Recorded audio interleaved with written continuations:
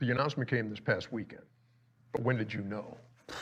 I probably could have made the announcement as early as last season. And I said, you know, if unless something changes, next season is going to be my last season.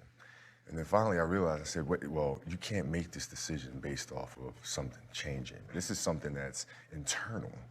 Do you want to do this or not? And if the answer is no, then that passion is no longer there the way it used to be.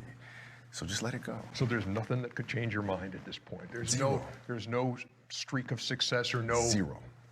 When we hear words like one-word descriptions of you, I would say competitor. Who's on your short list of best competitors you've faced? Michael Jordan, Allen Iverson are the two that come to mind immediately because they were relentless. Now Michael, his relentlessness was amazing, and Scotty's as well, both ends of the floor. And then, you know, in my generation, AI was much the same. I mean, from opening tip to the end, I mean, this guy was just going and going and going, and he'd always put you in jeopardy. So those two guys are the most competitive I faced. Who came the closest to being the Kobe stopper? The Kobe stopper. Well, the player I always had the most trouble with individually was always Tony Allen. Always. You know, Bruce Bowen was a great defender. See, that was the name that was on my tongue, Yeah. But Tony Allen. No, Bruce was a great defensive player.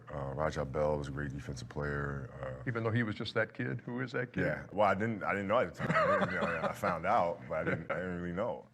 Now, if you were going to write letters to the three most influential people in your life, who would they be to? What would they say? Well, from a basketball perspective, I would say I'd write one to Michael, Bill Russell, and Jerry West. Saying what? Saying thank you for your mentorship. Thank you for always being there for me when I reach out and call. If you were having a conversation, you at 37, and I'm Kobe at 18, what would you tell the young Kobe? I would say focus on human nature. You know, you have to balance out understanding human nature with the obsession to understand exact tactics of basketball. And as I've gotten older, I understood you can execute till the cows come home, but if you don't understand human nature, if you don't understand how to relate to others, if you don't understand what makes them tick, you're never going to win a championship. For those 5 championships, are you able to rank them? Are you able to say this one was more significant to me, or this one meant more, or this one was more special? How do you rank them? I think the standard answer should be no.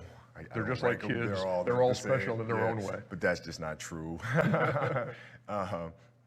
When we beat Boston in 2010, that for me that's number 1 with a bullet, because going up against 3 sure Hall of Famers, being down the series 3-2, having lost to them in 2008, and understanding the history and the rivalry and all that goes on there, and having a broken finger and playing with a cast on, all of those things make that championship more special than the rest. When you do hang it up here at the end of the year, and you're 1 shy of that number 6, is that going to eat at you? No, I did everything I possibly could, and it sounds crazy to say I won 5 championships and come up 1 short, but honestly, I'm okay with that. It just wasn't in the cards for me to get 6 or 7, you know, but I did everything possible to try to make it happen, and I can live with that any day. If you could have a do-over in your career, what would it be? If I had a do-over, I think I would take more of a leadership role in talking to Shaq earlier, before things went south. How did you mend fences with Shaquille, with Phil Jackson? Or is that still in process in ways? No, that process it's over with. The memories that we had were the memories that we had doing battle, of us against the world. You know what I mean? And coming out on top. And when you have those moments, you forge this type of bond, right? That becomes bigger than the game, becomes bigger than whenever bickering might have gone on. So I think that was the first step. And then the second step was just maturity. I mean, we were both much, much older than we were at the time. And with Phil, when Phil came back to coach in 2006, that was our process. We started that from the first day he came here. When he came back and said, you know what, I want to come help you get these next championships. And I said, Phil, it is not my job to judge or to hold grudges. I understand more than most people that people make mistakes, and we move on. What do you think you're going to miss the most? I think the puzzle of trying to figure out how to get the best out of my teammates, the challenging of them, the relationships I have with them, and then watching them develop from training camp all the way in through the postseason and then into the finals where they're the best version of themselves. You know, that process is the thing that I'll miss the most. You see yourself being a TV guy? No. Really? Yeah, I don't know if I have the patience to do TV. Doesn't require much. No. Charles, Kenny, Yeah. me, you and Shaq side by side. It'd be so mean, warm and fuzzy. You know what's crazy to me is, you know, looking at Charles, you're looking at a transition of a player from, you know, athlete to post. I mean, he's certainly a blueprint. He found what he loves to do and what he's great at and he loves doing, and there you are. If it does intrigue you, I mean, when could you start? Can we just get an agreement here today? Yeah, Okay. yeah. We can have some type of agreement. We'll shake on it. I'll do 60% of revenue split. All right. On the show. Excuse me, let go of my hand. You look at the guys who can carry the banner here, from LeBron to KD, Curry, Anthony Davis. What is your message to them to carry on in this league? Well, my message would be, don't think about carrying anything. Just think about winning as many championships as you can.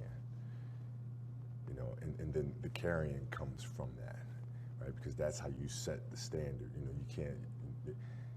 That's not something that can be handed to you, right? I mean, you gotta, you know, pedal to the metal. You gotta win. And Steph is obviously off to a remarkable start. I mean, he has the perfect storm for him because he's skillfully, completely developed as a player, both ends of the floor.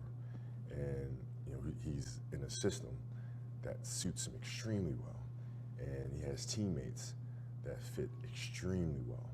You know, so he has a great chance here to run off quite a few. Would they challenge your championship teams? No. And the reason I would Golden say State that would is because of Shaquille O'Neal. Just no. Because, you know, Shaq, you can play small ball all you want. You can try to make Shaq run as much as you want. That small ball's not working with him. You know, he's too big, he's too skillful. He'll slow the game down. He'll just be an absolute anchor. And no small ball team would be able to deal with that man.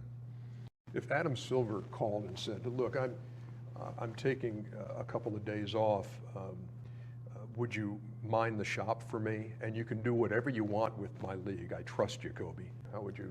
Well, from a rule perspective, with the game that's being played nightly, I'm not a big fan of the zone defenses, honestly. Not a big fan. I think it hides players. I think it's a shortcut defensively. I think you've seen a lot less, more